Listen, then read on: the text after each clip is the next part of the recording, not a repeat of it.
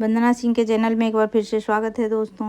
और आइए आज मैं छोटी सी शिवरात्रि की कथा सुनाती हूँ, सुनिए और अमल कीजिए। महाशिवरात्रि का व्रत फाल्गुन मास की कृष्ण पक्ष की चतुर्थी को किया जाता है। और किसी गांव में एक शिकारी रहता था जो कि अपने शिकार करके और अपने बच्चों का पालन पोषण करता था।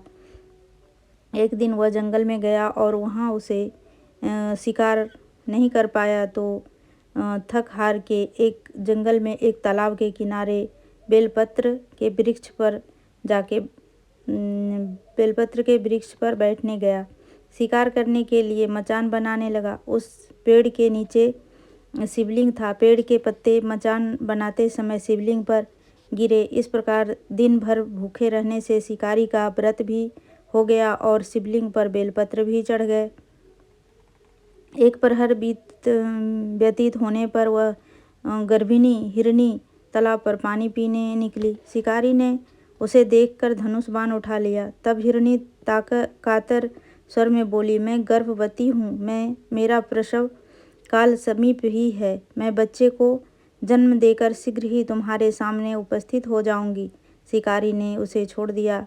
कुछ देर बाद एक दूसरी हिरनी उधर से निकली। शिकारी ने फिर धनुष पर बाण चढ़ाया। हिरनी ने निवेदन किया, हे व्याघ्र महोदय, मैं थोड़ी देर पहले ऋतु से निवृत्त हुई हूँ, कामातुर विरहिणी हूँ। अपने पति से मिलन करने पर शीघ्र तुम्हारे समक्ष प्रस्तुत हो जाऊंगी। शिकारी ने उसे भी छोड़ दिया। रात्रि के अंतिम प्रहर में एक मृगी अपने बच्चों के साथ उधर से निकली। शिकारी ने शिकार हेतु धनुष बाण चढ़ाया। वह तीर छोड़ने ही वाला था कि वह मृगी बोली, मैं इन बच्चों को इनके पिता के पास छोड़ आऊं, तब मुझे मार डालना। मैं अपने बच्चों के नाम की दया की भीख मांगती हूँ। शिकारी को इस पर भी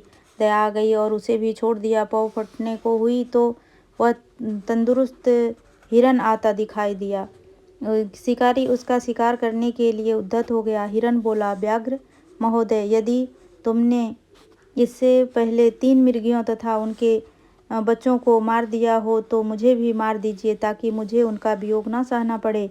मैं उन तीनों का पति हूँ। यदि तुमने उन्हें जीवन दान दिया हो तो मुझ पर भी कुछ समय के लिए कृपा करें। मैं उनसे मिलकर तुम्हारे सामने आत्मसमर्पण कर दूंगा। मिर्ग की बात सुनकर रात की सारी घटनाएं उनके दिमाग में घूम गई। उसने मिर्ग को सारी बातें बता दी।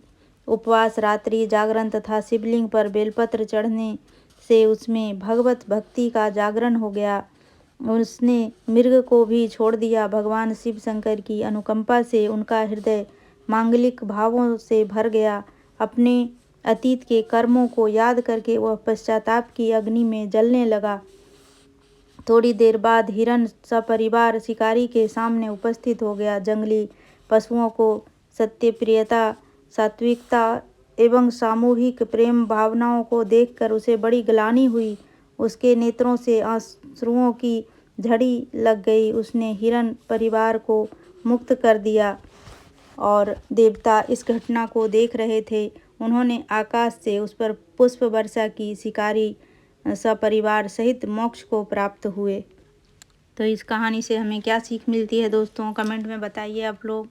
और वीडियो पसंद आए तो लाइक शेयर करना मत भूलिएगा दोस्तों।